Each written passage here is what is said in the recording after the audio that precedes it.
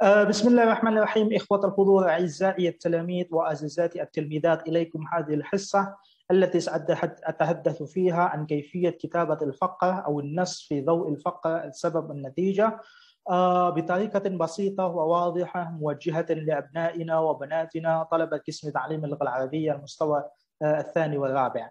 أنا لا أريد أن أطيل عليكم فدعوني أن أحضركم إلى هذه الشاشة الجاهزة أمامكم.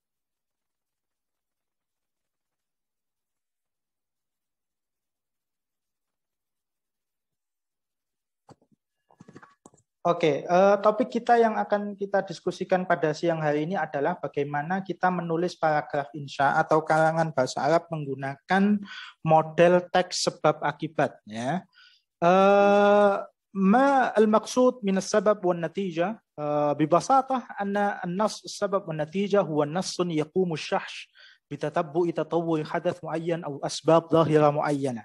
Jadi ya, teks yang ditulis ya secara terstruktur, secara tersusun sebagai pola pengembangan sebuah kejadian tertentu atau sebab-sebab munculnya kejadian tertentu. Nah, wa fi qaulin, dengan kata lain, innahu tariqah li tatawwuril faqrah aw al maqal haitsu yuhallil al katib asbab wa awaqib fi'l aw hadath aw qarar. Atau sebuah teknik atau metode yang digunakan untuk mengembangkan pola atau paragraf atau karangan di mana penulisnya menguraikan beberapa sebab dan akibat tentang sebuah kejadian atau pekerjaan atau keputusan tertentu. Jadi pola penulisannya dimulai dengan fakta yang khusus yang menjadi sebab dan akhirnya dilanjutkan dengan sebuah kesimpulan yang menjadi akibat daripada sebab tersebut. Nah, itu gampangannya.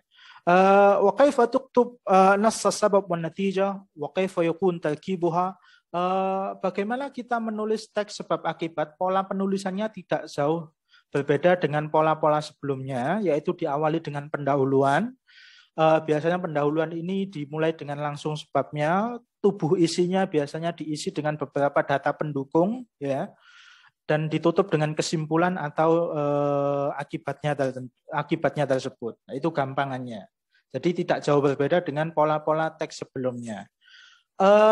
هناك نصائح عامة ينبغي أن يعتني به طلاب الجامعة إذا كتابة نص السبب والنتيجة. Ada beberapa langkah yang harus diperhatikan ketika nanti kita akan latihan menulis teks sebab dan akibat. Ya, yang pertama adalah ikhtar mawdu'an talummu bijawnihi jawanibi hatta la tandab ladaika al-afkar. Ya, pilihlah topik yang kamu menguasainya dari segala segi. Ya, sehingga nanti kamu tidak akan kehilangan sebuah ide atau pemikiran tertentu. Ya, khawatirnya kalau topik itu hanya kita kuasai sebagian, nah nanti ceritanya kurang sempurna.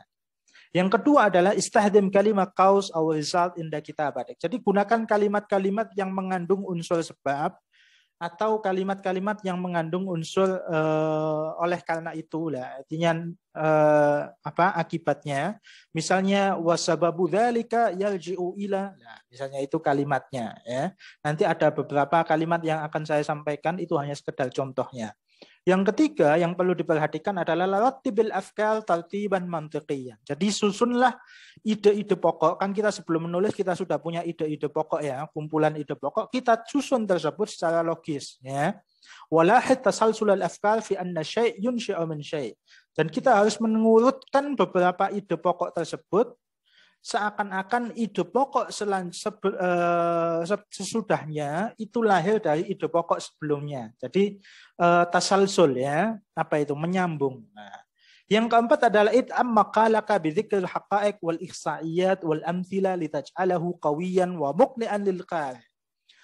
Jadi dukunglah tulisan Anda atau insya Anda dengan menyantumkan beberapa data, fakta, ya, atau contoh-contoh yang menjadikan teks Anda itu berbobot, berisi, ya, kuat, dan sehingga si pembaca nantinya merasa mendapatkan informasi atau merasa puas dan lain sebagainya. Yang terakhir adalah la tuqsir fi dzikril asbab wan nata'ij hatta la taltabis 'alal qari' al-umur. Dalam menulis teks sebab akibat itu tidak perlu banyak-banyak mencakupkan poin sebab dan akibatnya, ya. Bisa saja dua sebab itu natijahnya atau akibatnya satu. Misalnya karena dia selalu tidur malam, dan misalnya sebabnya lagi dia selalu sering main HP, akibatnya dia subuhnya sering telat. Nah, itu contohnya. Jadi tidak semua satu sebab itu harus satu akibat. Nah, nanti bisa didesain. Yang jelas tidak boleh terlalu banyak dan harus didukung dengan beberapa haqaiq tersebut. Gampangannya, ini contoh beberapa kalimat yang dipakai dalam pola sebab dan akibat. Wasababu dzalika raji'un ila ahadul asbab bisabab. Sedangkan untuk kata-kata yang berkonotasi ke akibat biasanya lidzalika walidzalika wa hakadza. Nah, bisa seperti itu. Ya, ini kata-katanya nanti bisa ditambah sendiri. Sekarang kita latihan bagaimana menentukan ide-ide pokok terkait sebab dan akibat. Nah, kita lihat sama-sama videonya. تحديد السبب والنتيجة. كل قصة نقرأها تتضمن مجموعة من الأحداث الجميلة الشائقة المتسلسلة. كل من هذه الأحداث يكون سببا لوقوع أحداث أخرى. القصة نتيجة لكل سبب. السبب: يسهر زياد كثيرا. النتيجة: لا يستطيع الاستيقاظ مبكرا.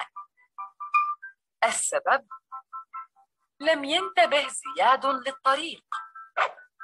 النتيجة: داس على المسامير وانفجرت عجلة الدراجة. السبب: لاحق زياد الحافلة ولوح للسائق. النتيجة: رآه السائق وأوقف الحافلة. Oke, jadi itu adalah contoh ide-ide pokok terkait pola sebab dan akibat. Ya, di situ satu sebab, satu akibat. Nah, tapi nanti tidak harus sama dengan itu. Bisa 2 sebab atau 3 sebab, tapi akibatnya hanya 1. Ya. Setelah kita merangkai beberapa pola sebab akibat ini, kita jabarkan ke dalam sebuah teks atau paragraf.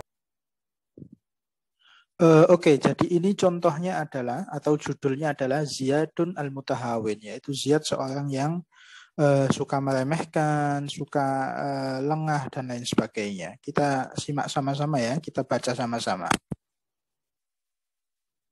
Ziyadun yasharu hatta sa'atin mutaakhiratin min al-layl. Yal'abu ala hatifihi wa yuhadithu asdiqa'ahu ala mawaqi'i at-tawasul al-ijtima'i. كان دائما يذهب إلى مدرسته متأخرا. في أحد أيام العطلة كانت لديه رحلة مدرسية لأحد المتاحف، ونصحته والدته ألا يستخدم هاتفه طويلا قبل النوم حتى لا يتأخر. ولكن ترى ماذا فعل زياد في الليلة السابقة للرحلة؟ لم يستمع زياد لنصيحة والدته، وظل يلعب على الهاتف حتى وقت متأخر. وطبعا كانت النتيجة متوقعة، فقد استيقظ متأخرا، قفز من سريره ورأى من نافذة غرفته حافلة المدرسة تتحرك من أمام منزله. ارتدى ملابسه بسرعة وخرج يجري خلف الحافلة التي ابتعدت كثيرا. أراد أن يلحق بالحافلة فاستعار دراجة أحد الجيران. قاد زياد الدراجة بسرعة، ولكنه لم ينتبه لوجود مسامير على الأرض. كانت النتيجة أن ثقبت عجلة الدراجة وابتعدت الحافلة أكثر وأكثر.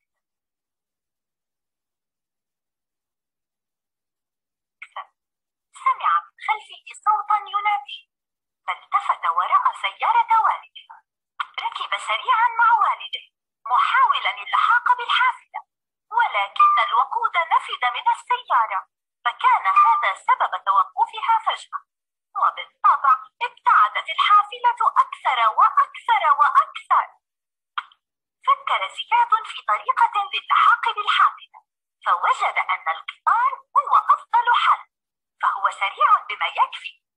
توجه سريعا إلى أقرب محطة مع والده وركبا القطار.